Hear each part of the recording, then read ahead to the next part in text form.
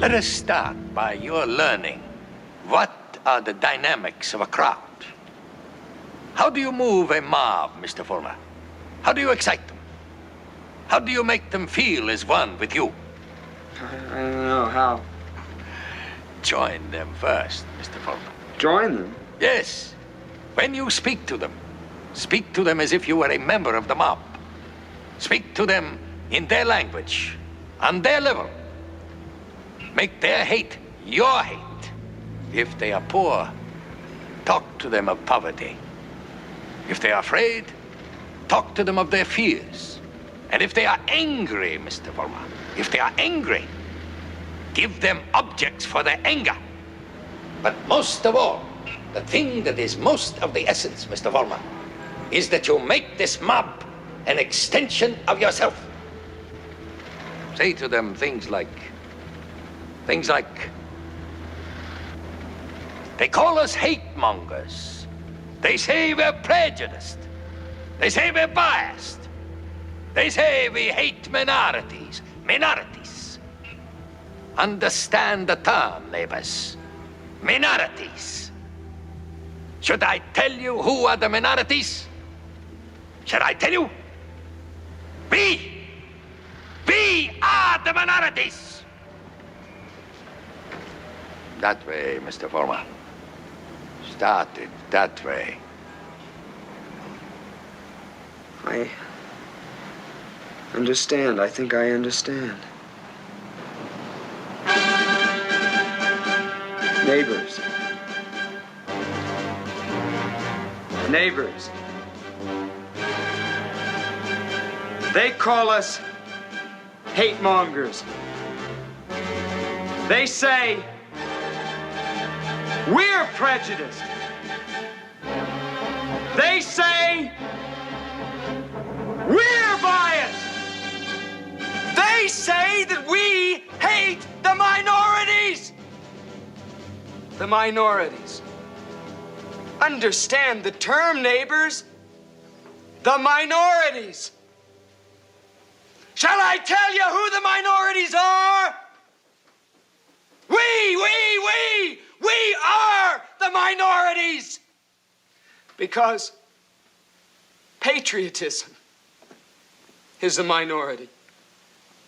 Because love of country is the minority. Because to live in a free, white America seems to be of a minority opinion. Jews will not replace us!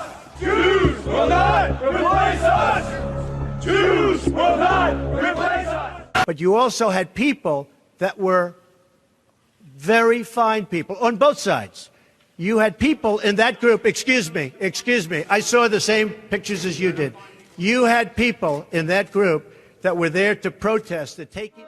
The tools of conquest do not necessarily come with bombs and explosions and fallout. We will never give up. We will never concede. We're going to walk down to the Capitol because you'll never take back our country with weakness. You have to show strength and you have to be strong. There are weapons that are simply thoughts, attitudes, prejudices, to be found only in the minds of men.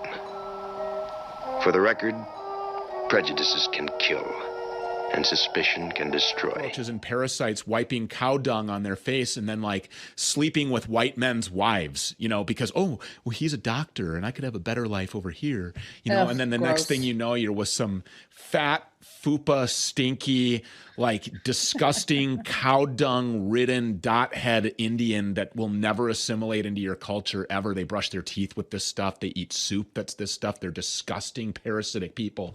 And then we want to embrace them. And then Fox tells you how excited you should be that all of these Indians are coming here and that we're going to be so much more intellectually advanced and technologically sound because of the Indians. No, they are third world parasites, and they're pieces of crap, and they're terrible people who have no moral ground or upstanding. And you're right, they don't value the human life, and they gang rape women. That's who these people are. I too am a fan of yours. I'm going to make a point of disagreeing with you so that it will be fun. You are so bright and articulate, and I guess I can call you articulate since you're not an American black.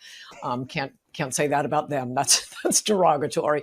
And that was a great opening segment. Lots of things to talk about there. Oh, and I agreed with many, many things you said during, in fact, probably more than most other candidates when you were running for president. But I still would not have voted for you because you're an Indian.